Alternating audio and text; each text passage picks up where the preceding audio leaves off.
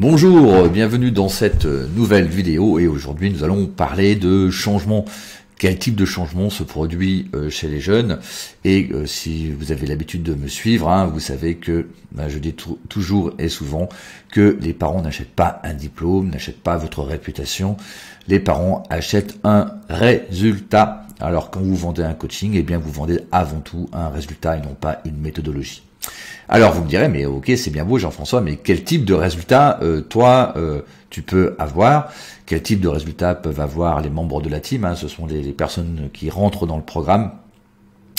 Alors concrètement, est-ce que vous pouvez vous poser la question, est-ce qu'il y a vraiment quand même une augmentation des notes, même si par déontologie et aussi par prudence, on ne promet jamais une augmentation des notes aux parents. Mais quand même, y a-t-il une augmentation des notes? Est-ce qu'on peut constater aussi un changement de comportement chez l'enfant? Et quel changement peut-on constater?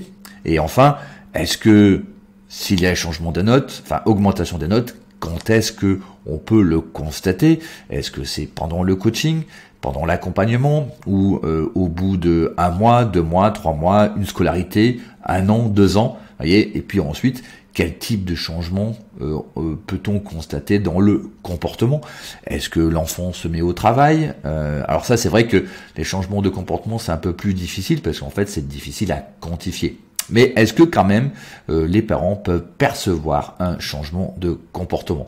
C'est ce dont on va voir aujourd'hui avec plusieurs témoignages. Donc on va commencer par l'interview de Corinne. Corinne, donc qui est enseignante et directrice d'école, ancienne directrice d'école, donc qui est rentrée dans le programme il y a quelques temps, donc qui suit un certain nombre d'enfants et donc qui va vous indiquer qu'est-ce qu'elle constate elle en termes d'accompagnement. Il y a un truc qui est très important quand vous regardez cette vidéo, c'est l'état d'esprit. C'est-à-dire que ce qui est important, c'est que cette vidéo puisse, ou ces témoignages, en tout cas, ou ces résultats que je vais vous présenter, ou ce thème dont je vais vous parler, puissent vous inspirer et changer votre cadre de référence. Ça, c'est extrêmement important. Voilà, si vous faites de l'accompagnement et que, vous n'avez pas forcément des résultats probants, cette vidéo vous sert surtout à vous dire oui, c'est possible. Donc oui, persévérez et essayez simplement éventuellement de changer des petites choses dans votre accompagnement. Voilà. Donc j'en dis pas plus. Avant de commencer de voir l'interview ou témoignage de Corinne, je vous rappelle, vous avez une formation gratuite pour développer votre activité et justement créer des changements chez les jeunes que vous pouvez accompagner, même si vous avez peu ou pas d'expérience. Ça peut paraître surprenant très souvent, mais voilà, regardez la formation, elle est gratuite, c'est une formation d'1 heure. Voilà, donc vous avez le lien en description. J'en dis pas plus, je laisse la place donc à l'interview de Corinne qui va vous parler des changements qu'elle peut constater, elle, quand elle accompagne des jeunes. Allez, c'est parti. Bonjour Corinne, merci de me recevoir dans cette interview, on va dire, c'est ça. Et pour proposer, pour indiquer à notre auditoire, donc tu es rentré dans le programme il y a combien de temps? 5 mois? Oui, c'est ça, à peu près. 5 mois à peu près. Voilà. 5 mois, voilà. Et tu es donc pour te présenter, tu es une jeune retraitée enseignante, c'est ça? Oui, c'est ça, c'est ça.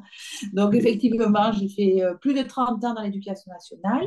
Mhm, J'ai été donc professeure des écoles à tous les niveaux, de la maternelle jusqu'au collège. Et mhm. aussi, j'ai été directrice D'accord, d'école, donc l'école. d'un groupe scolaire pendant un certain nombre d'années. Mhm. Et donc, par cette expérience, j'ai acquis quelques repères bien utiles Ouais, dans le d'accord. cadre de l'accompagnement. Voilà. D'accord. Et là, maintenant, donc, tu accompagnes des jeunes. Voilà, j'accompagne des jeunes. Alors, j'accompagne des jeunes d'école élémentaire et aussi de collège. De Voilà. collège. D'accord. Donc, D'accord. c'est deux Et accompagnements différents, ouais. l'un et Ah, l'autre. d'accord. Voilà. Donc, en fait, tu constates une différence dans Oui, l'accompagnement entre le oui, oui. primaire, même s'ils sont quoi, CM1, Oui, CM2? CM2. Alors, c'est un CM2, mais avec l'expérience de ces accompagnements, on peut faire de l'accompagnement dans des classes plus petites. CE1, CE2, c'est tout à fait acceptable en Mm, modulant mm. l'accompagnement. Bon, je reviendrai plus tard peut-être Ouais, sur ouais, bien l'accompagnement. sûr. Voilà. Et par contre, avec les collégiens, c'est un petit peu différent. Tu as Alors, les constaté. collégiens, c'est vrai, c'est un accompagnement différent. Il faut centrer au départ énormément sur la relation de confiance, encore plus qu'avec les plus petits, parce qu'en fait, cette relation, elle passe uniquement entre lui et moi, et pas forcément par le canal des parents. Mm, Donc, c'est différent. Et le jeune a une vision de l'accompagnement qui lui est propre. Et donc, il faut être très observateur mm, et, mm. et essayer de nouer ce lien qui parfois est rompu. D'accord. Et tu fais combien de séances, enfin, tes accompagnements, il y a combien de séances à peu près? Alors, les séances, je fais des séances de 1 heure, Mhm, voilà, à peu près. Alors, ce sont des accompagnements qui sont en présentiel et parfois en visio aussi. mhm. D'accord. Donc, voilà. Et ils durent combien de temps tes accompagnements en termes de séances? 5 Alors, séances, 6 séances, 10 séances, 20 séances, toute alors l'année? en, 10 séances en comprenant donc des séances d'analyse, des séances de bilan, voilà. Et puis, en fait, beaucoup de relationnel, voilà. D'accord, ouais, avec les Voilà. parents, bien Avec les sûr. parents et avec les jeunes. Et est-ce que tu Voilà. constates des changements chez les jeunes, en fait? Alors, oui, c'est. Alors, chez l'élève de collège, donc le collégien, euh, il, euh, il dit, je ne sais pas trop ce qui s'est passé en fait, mais tout à coup, ben, les notes, elles remontent et tout à coup, les professeurs s'intéressent à mon cas. Hmm, J'ai d'accord. l'impression qu'ils m'écoutent. Hmm, Alors, je lui ai demandé ce qu'il en pensait. Il me dit, mais c'est trop bien parce que je hmm, peux enfin dire, euh, expliquer au professeur là, là où je ne comprends pas hmm, et ce d'accord. que je ne comprends pas. Parce qu'avant, j'avais du mal à oser parler pour dire, voilà, j'ai besoin de tel document, ça m'aiderait, etc. Voilà. Mhm. Donc en fait, tu constates donc Oui, chez les oui, collégiens, tu oui, constates donc un changement, donc une oui, augmentation des notes. oui. Une augmentation des notes, mais et surtout une modification dans la manière d'apprendre les leçons et de se donner les moyens. D'accord. Donc c'est en Voilà. fait aussi un En changement fait, aussi de comportement aussi alors. de comportement, énormément de comportement. Et en fait, les notes augmentent s'il n'y a pas de lacunes immenses. D'accord. Alors à ce moment-là, s'il y a des lacunes immenses, ce sera un autre type d'accompagnement. Ouais, bien Mais sûr. Mais là, dans le cas particulier de ces accompagnements que j'ai effectués, en fait, il y avait des lacunes, mais elles peuvent être euh, rectifiées par Ouais, par le l'accompagnement. travail de l'accompagnement. Voilà. Ah oui. Et donc dans l'accompagnement que tu fais, bon après c'est dans le programme Oui, donc voilà. oui, Donc oui, oui, oui. pour préciser à nos auditeurs, donc tout simplement bah tu identifies les blocages d'apprentissage avec le jeune. Voilà. Et ensuite, avec le test, et Hmm. ensuite, Et on ensuite tu lèves. travaille. Ouais, c'est ça. Voilà. Tu lèves les blocages Je par lève les blocages et on arrive à une modification des comportements, un état d'esprit différent et surtout un engagement actif Hmm. dans Ouais. la, dans, dans l'apprentissage. Oui, c'est Voilà. ça. Et ensuite, donc le jeune est capable de mémoriser. Hein, c'est un petit peu le, comment dirais-je, 40. voilà, 40 mots Tout comme à ça fait. Tout en à 5 fait. minutes. Alors, je sais pas s'il met 5 minutes tout à fait, mais c'est un peu la Si, si, métaphore. si, si, si, c'est le 5 but, c'est le minutes. but. Oui, Et oui, oui, voilà. Donc c'est le voilà, but. 40 mots comme ça, hein, il est capable de 40 mémoriser. mots, voilà, c'est Voilà, à ça. l'endroit, à l'envers, et dans n'importe quel endroit en moins de 5 minutes. Voilà, en C'est fait, c'est ça. le résultat final. C'est pas la finalité, mais c'est le résultat final que l'on peut voir, que le jeune est capable. Et ensuite, il transfère cette compétence-là, bien entendu, à l'école.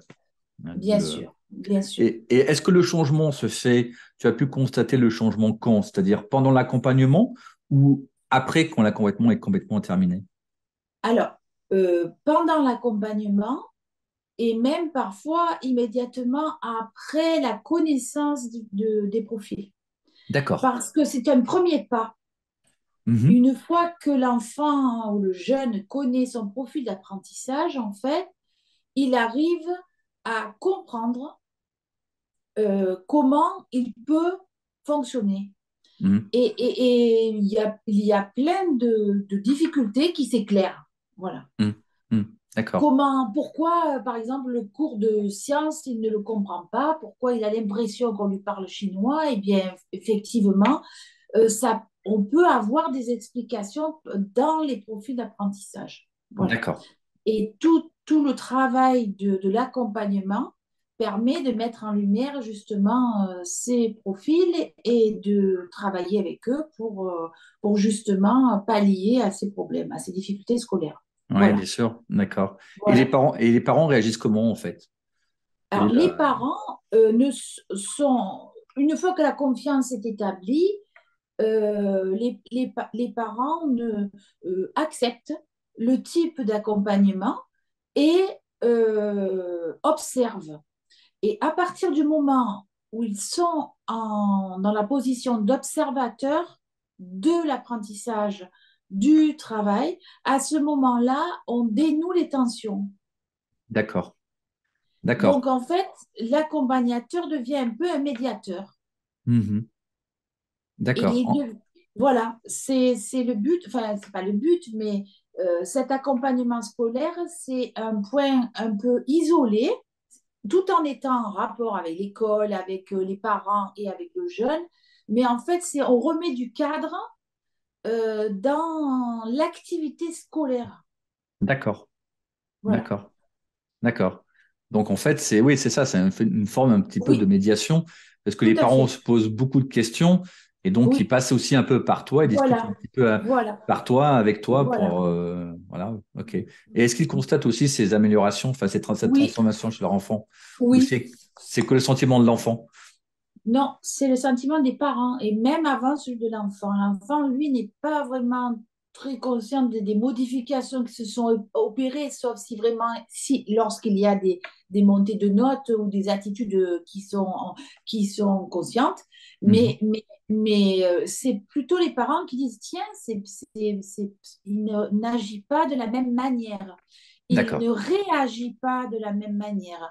Il d'accord. va peut-être se poser plus de questions, être plus centré sur la préoccupation du moment qui est le travail à l'école ou voilà, Mhm. autre Mhm. chose, quoi. Voilà. C'est Ouais, c'est ça. D'accord. un recentrage des objectifs. D'accord. Et est-ce que les enseignants aussi peuvent faire des remarques qui constatent aussi chez l'élève que tu suis, hein, donc Oui, que tu accompagnes des changements? alors oui, les parents, donc les enseignants sont parfois étonnés, pas étonnés, mais bon, lors de réunions, par exemple, on dit, ben oui, l'élève a fait énormément de progrès, peut-être qu'il y a eu un déclic, donc ce fameux déclic, et puis c'est là que les parents, bon, lorsqu'ils sont en lien, ils disent, oui, il y a un déclic certainement, et tant mieux, mais aussi il y a eu un accompagnement qui est différent et Hmm, qui est voilà, sur la connaissance des profils et sur, hmm. voilà, sur un D'accord. accompagnement qui est différent. Voilà, donc j'espère que l'interview de Corinne vous a inspiré. Alors vous pouvez me dire, oui, mais attends, Jean-François, là tu nous parles de changement, de constater chez une personne, mais quid des autres? Alors ici, je vais vous montrer quelques résultats que les membres de la team peuvent avoir. Ici, par exemple, vous pouvez voir un truc très surprenant, c'est que ici vous avez une jeune qui est passée de 6 à 12 de moyenne en maths, et oui, son soutien scolaire, donc uniquement l'accompagnement fait ici par Alexia a généré simplement au bout de 3 séances, donc la jeune qui a été suivie est passée de 6 à 12 en maths. Ici ensuite on peut voir que ici Jocelyne, tout simplement après un accompagnement, alors cet accompagnement de Jocelyne à ce jeune est fait à distance, et donc vous voyez que le jeune a un trimestre avec 15 de moyenne, voilà. Donc ça toujours durant l'accompagnement. Ici vous avez aussi un jeune qui, toujours avec Jocelyne, là vous voyez il était pas très bon en français, c'était d'ailleurs la préoccupation de ses parents, et donc vous voyez que là, tout simplement, les notes de français passent tout simplement à 16 sur 20. Donc vous voyez, c'est sans appel, et là aussi toujours durant le coaching. Donc là, tout ce que vous voyez, c'est pas au bout de 1 an ou au bout de 3 mois, c'est durant l'accompagnement. Et enfin, ici, vous avez une jeune tout simplement qui est passée à quasiment 15 de moyenne dans sa scolarité. Donc ça, c'était début septembre ou octobre, me semble-t-il. Donc tout simplement, c'était relativement assez rapide. Voilà. Donc voilà quelques échantillons. Alors il y en a encore plein. Je vous engage, je mettrai en lien en description la présentation du programme. Vous avez un certain nombre de témoignages et de résultats que l'on obtient. Donc voilà, je vous en simplement pour vous montrer que vous avez l'interview de Corinne, mais qui est corroborée par un certain nombre aussi d'autres personnes. Voilà, pas possible d'interviewer tout le monde. Alors, que retenir de cet entretien avec Corinne, et aussi de ce que je vous ai montré, c'est que tout simplement le changement peut se faire rapidement. Si vous avez la croyance comme quoi le changement est lent chez le jeune, eh bien vous voyez, vous avez un exemple contraire. Donc à vous de voir un petit peu qu'est-ce qui est possible de changer dans votre méthodologie d'accompagnement pour avoir des résultats rapides. Donc aussi ce changement peut se faire durant l'accompagnement, et le changement est visible dans le comportement, et aussi, comme l'indiquait Corinne, et aussi dans les notes, même si je le rappelle, on ne promet jamais l'augmentation des notes, parce que dans certains cas, les lacunes du jeune peuvent être trop importantes, et donc le coaching ou l'accompagnement sera pas suffisant. Et évidemment, le changement peut se faire rapidement, comme je vous l'ai montré. Au bout de 3 séances, eh bien vous avez une jeune qui passe de 6 à 12 de moyenne sans aucun soutien scolaire. Alors ce qui est aussi intéressant, vous avez vu, c'est que la jeune ne comprend même pas ce qui se passe. Voilà. Enfin, l'ado, comme je disais, ne comprend pas forcément le processus de changement. Alors, pourquoi le changement, vous me direz, pourquoi le changement est si rapide? Eh bien, tout simplement, la clé, c'est de rechercher les causes racines, donc les blocages d'apprentissage. Donc, c'est très important de travailler sur ces points-là, et l'erreur très souvent qui est commise, et de travailler sur les symptômes. D'ailleurs, je vous renvoie à une vidéo que j'avais faite là-dessus, où justement des coachings ou des accompagnements qui sont, alors je dirais pas ratés, d'accord, mais des accompagnements qui sont pas très concluants. Très souvent, c'est que on travaille sur le symptôme et non pas les causes racines. Alors, je vais pas vous les énumérer, quelle est la différence entre symptômes et causes racines. Donc, je vous renvoie à la vidéo. Donc, vous aurez le lien de toute façon en description. Et je dirais que pour développer votre activité de coaching scolaire, et pour qu'elle soit aussi pérenne, plutôt que de travailler sur du marketing, de vous faire connaître, je fais beaucoup d'entretiens individuels stratégiques, je vois énormément de coachs scolaires en devenir ou qui ont déjà leur activité, qui travaillent beaucoup trop sur le marketing et qui deviennent des marketeurs au final, et travaillent peu, ou en tout cas se focus trop peu sur créer un changement rapide chez les jeunes. Pourquoi? Parce qu'en fait, face au changement de leur enfant, les parents voudront parler de vous. J'ai nombreux, comment dirais-je, alors pas témoignages, mais nombreux exemples dans la team, dans le collectif, hein, justement, ils arrivent à avoir des clients parce que les parents sont tellement contents que finalement, les mamans, hein, dans leur groupe, ce sont les premières qui se font un honneur et un plaisir de parler de vous parce que justement vous avez créé un changement. Et même il y a des mamans ou des parents qui disent voilà, vous avez vraiment sauvé la scolarité de mon enfant. Et là je peux vous garantir que ils font tout pour vous faire connaître. Donc ça c'est extrêmement précieux et ça vaut tous les plans marketing et tous les témoignages du monde.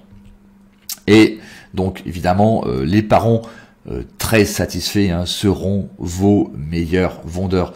Mettez-vous ça dans le crâne, c'est hyper important.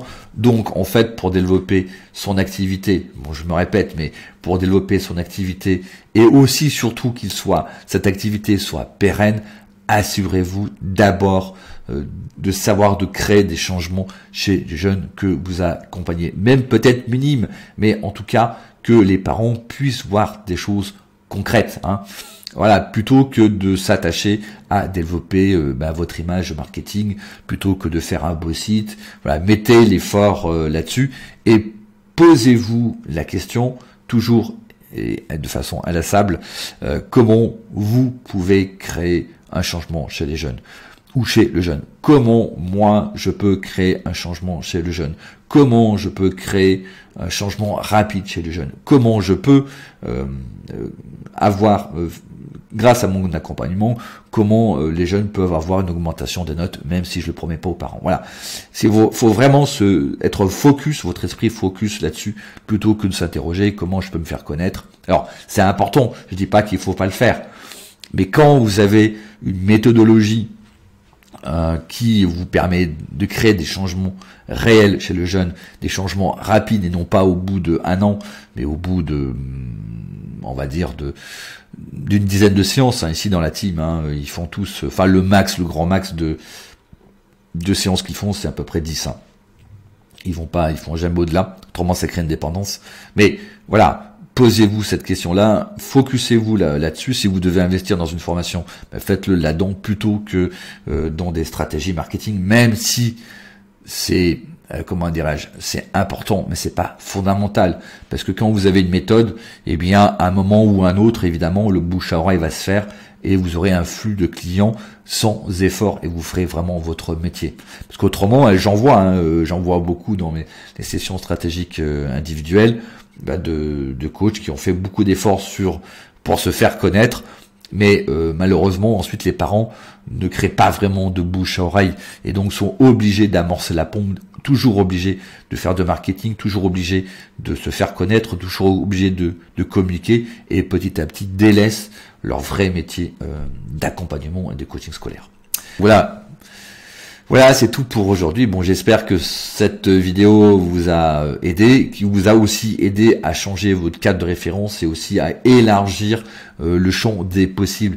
Et c'est comme ça qu'il faut voir cette vidéo. Et si vous voulez avoir des résultats, posez-vous la question comment vous pouvez travailler, comment vous pouvez changer des petites choses pour avoir des résultats. Voilà, je vous souhaite une très bonne journée et je vous dis à très bientôt. À plus, ciao.